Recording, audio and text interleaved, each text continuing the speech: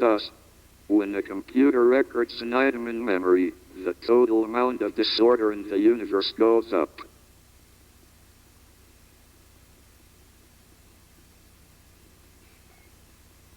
The direction of time in which a computer remembers the past is the same as that in which disorder increases. This means that our subjective sense of the direction of time, the psychological arrow of time, is determined by the thermodynamic arrow of time. This makes the second law of thermodynamics almost trivial. Disorder increases with time because we measure time in the direction in which disorder increases. You can't have a safer bet than that.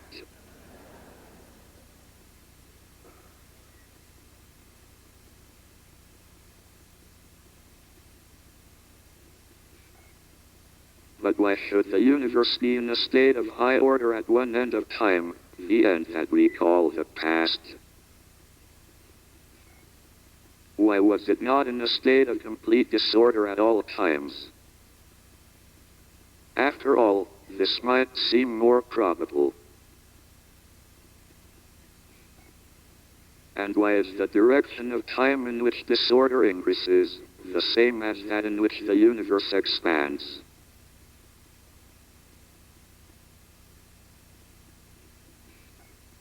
One possible answer is that God simply chose that the universe should be in a smooth and ordered state at the beginning of the expansion phase. We should not try to understand why or question his reasons, because the beginning of the universe was the work of God.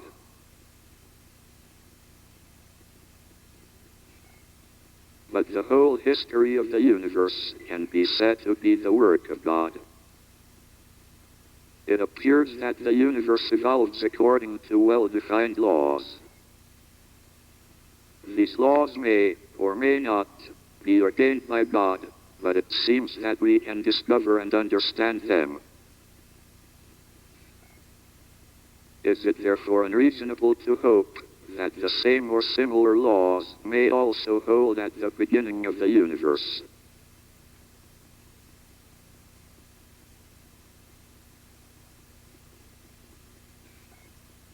In the classical theory of general relativity, the beginning of the universe has to be a singularity of infinite density and space-time curvature.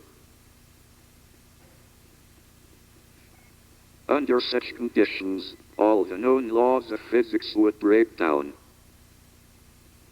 Thus, one could not use them to predict how the universe would begin.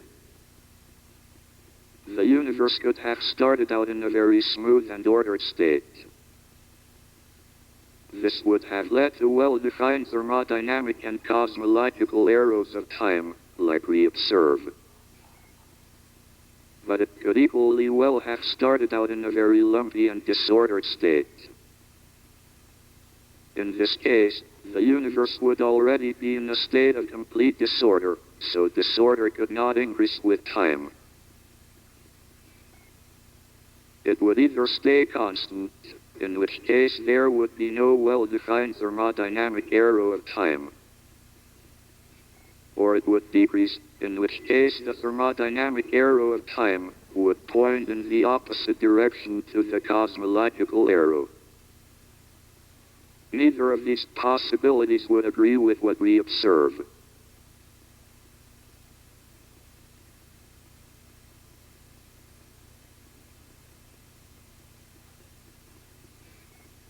As I said, the classical theory of general relativity predicts that the universe should begin with a singularity, where the curvature of space-time is infinite.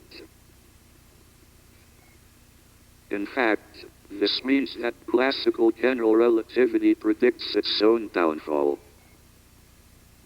When the curvature of space-time becomes large, quantum gravitational effects will become important, and the classical theory will cease to be a good description of the universe. One has to use a quantum theory of gravity to understand how the universe began.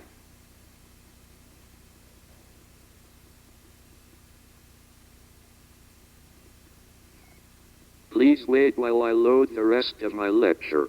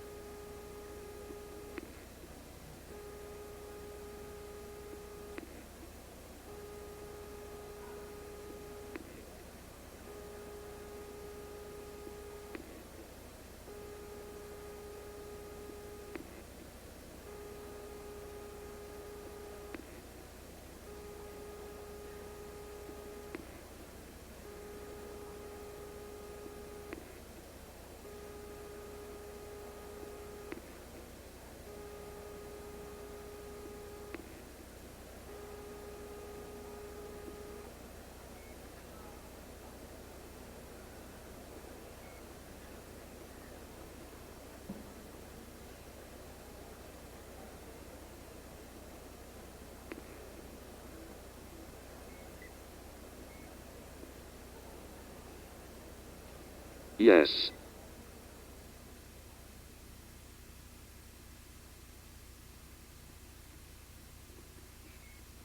In the quantum theory of gravity, one considers all possible histories of the universe.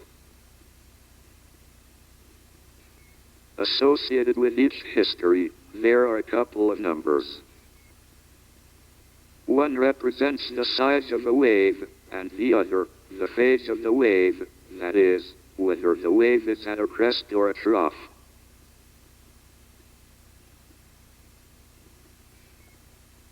The probability of the universe having a particular property is given by adding up the waves for all the histories with that property.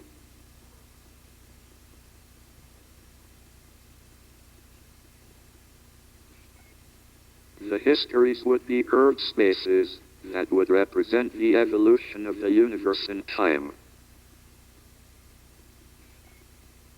One would still have to say how the possible histories of the universe would behave at the boundary of spacetime in the past. We do not, and cannot, know the boundary conditions of the universe in the past. However, one could avoid this difficulty if the boundary condition of the universe is that it has no boundary.